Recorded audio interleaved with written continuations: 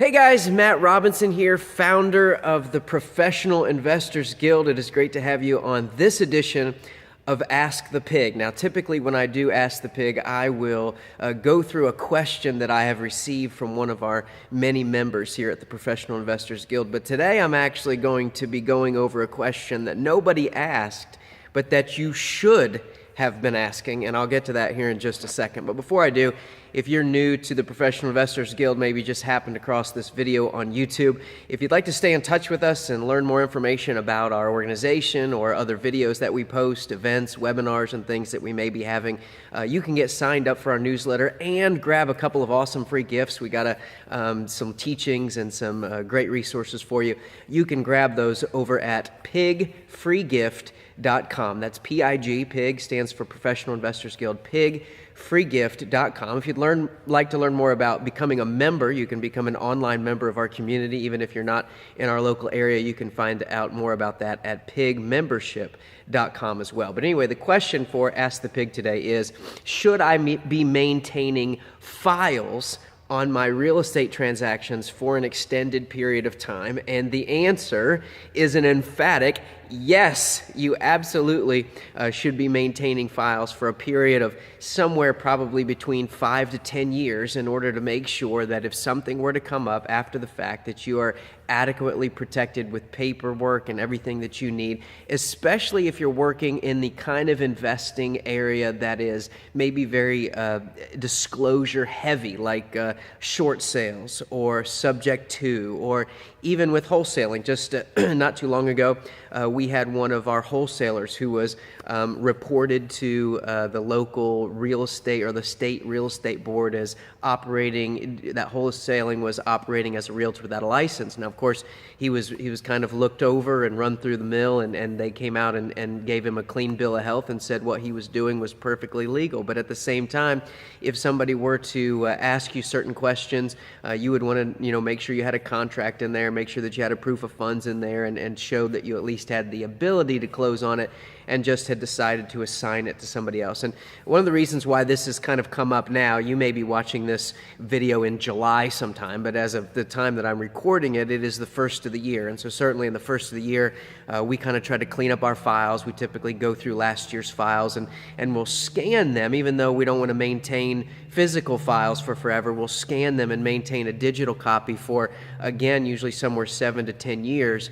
We actually, up to this point, I've been doing this for almost 15 years. I've never deleted the digital copy, so I guess I've had them for almost 15 years. But at least a period of 7 to 10 years, you would want to maintain these files in case something comes up. And so we're at that time of the year where we're cleaning out old files, scanning some of them, and shredding the actual physical documentation, but maintaining that file in case something came up. And there are times, certainly, when things come up. One of the craziest ones that had happened to me, and again, if you've been in this business for a long time, just about anything can happen to you, but we were in a situation where one time, I guess it's kind of scary no matter when you receive a subpoena, but I had received a subpoena to go and testify in court. And I thought, good Lord, what in the world am I being subpoenaed for? But when I researched it and figured it out, what it was, there was a couple going through a divorce.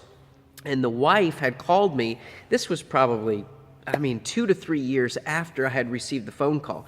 And this was a house. The reason I remembered it, thankfully, because I had no files on it, not because I don't maintain files, as I just said, I do, but I had actually never even gone to a contract phase on this a particular deal. And I remembered it because it was a high-end home in a high-end neighborhood, and it's pretty rare that I get calls in that type of a neighborhood. So I did remember going out and driving at it and looking at it and even making her an offer, and nothing ever came of it. She didn't end up accepting it, but they were going through some kind of a dispute, and apparently as part of the divorce, they were supposed to sell the house and split the proceeds. Well, the husband was saying the wife never tried to sell it or tried to block the sale. The wife said the husband wouldn't help in her trying to sell it, and so they were in this he said, she said battle, and I was getting drug into it.